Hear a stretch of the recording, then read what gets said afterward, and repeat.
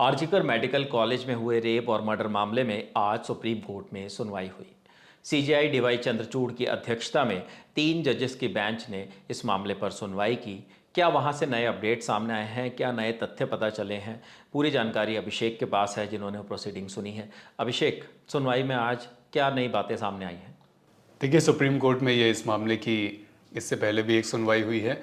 आज भी बेंच बैठी, जिसमें जैसा कि आपने बताया चीफ जस्टिस थे डीवाई चंद्रचूड़, उनके अलावा जस्टिस जेबी पारदीवाला और जस्टिस मनोज मिश्रा की बेंच ये सुनवाई कर रही थी। पिछली सुनवाई 22 अगस्त को हुई थी।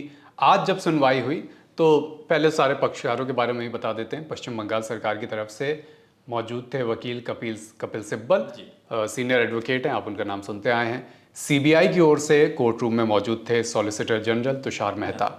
सुनवाई शुरू होती है।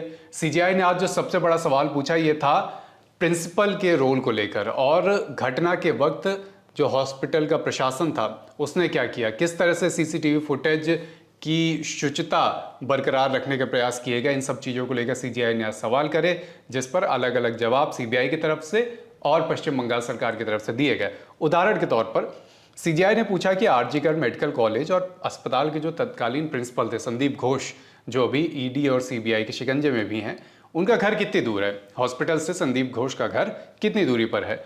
इस पर सॉलिसिटर जनरल ने कहा कि 15 से 20 मिनट की दूरी पर। सीजीआई ने कहा कि हम आपसे 2 बातों पर स्पष्टीकरण चाहते हैं। पहली बात कि अननेचुरल डेथ का केस कितने बजे रजिस्टर्ड हुआ। इस पर कपिल सिब्बल ने पश्चिम बंगाल सरकार की ओर से जवाब दिया। पश्चिम बंगाल सरकार की ओर से कपिल सिब्बल ने क्यों जवाब दिया? क्योंकि केस रजिस्टर किया था कोलकाता पुलिस ने, इस नाते इसमें जवाबदेही पश्चिम बंगाल सरकार की बनती है। सिब्बल ने कहा कि डेथ सर्टिफिकेट दोपहर 1:47 पर दिया गया।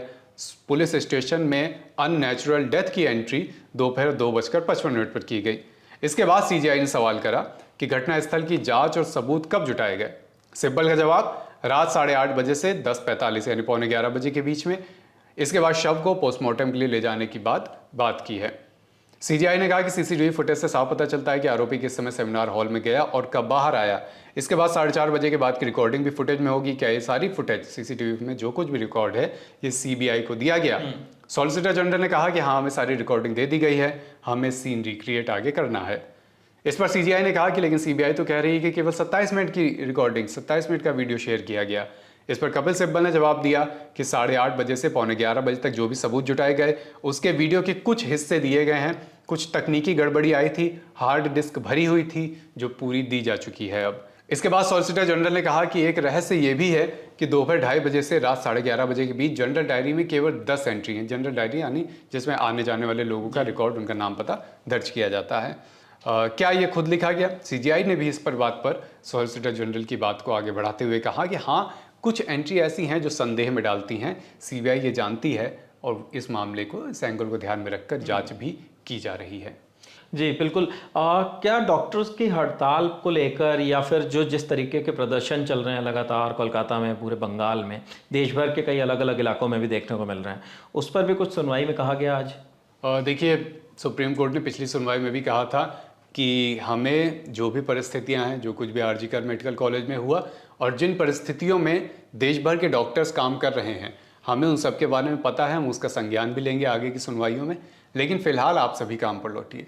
ये बात सुप्रीम कोर्ट ने पिछली सुनवाई में भी कही थी। आज भी इस सुनवाई में इस बात को और भी सख्ती से सुप्रीम कोर्ट ने दर्ज कराया और ये भी कहा कि आज शाम तक सभी डॉक्टर जो जहाँ कहीं भी हैं प्रोटेस्ट कर रहे हैं और उनके प्रोटेस्ट से काम बाधित हो रहा है, मरीजों को तमाम इलाज में असुविधा हो रही है, वो सभी डॉक्टर आज शाम तक काम पर लौटे। पिछली बार भी जब सुनवाई हुई थी सुप्रीम कोर्ट ने इस संदर्भ में अहम टिप्पणी की थी, कहा था कि justice and medicine can not go on strike. बिल्कुल। और उसके बाद जो है कुछ मेडिकल एसोसिएशंस की तरफ से बात कही भी गई थी, हड़ताल से कुछ वापस भी लौटे थे, काम पर लौटे थे, और ये भी कहा जा रहा था कि इस वक्त जो हड़ताल पर डॉक्टर्स बैठे हुए हैं वो बारी बारी से और शिफ्ट्स के हिसाब से बैठ रहे हैं, तो कहीं भी काम और मरीजों के इलाज में कोई असुविधा नहीं हो रही। लेकिन आज पूरा सख्ती के साथ ये बात कही गई है। अगर आप एक बार और बैकग्राउंड थोड़ा बता दें हमारे दर्शकों को जिन्हें बहुत सारी चीज़ें नहीं पता हैं।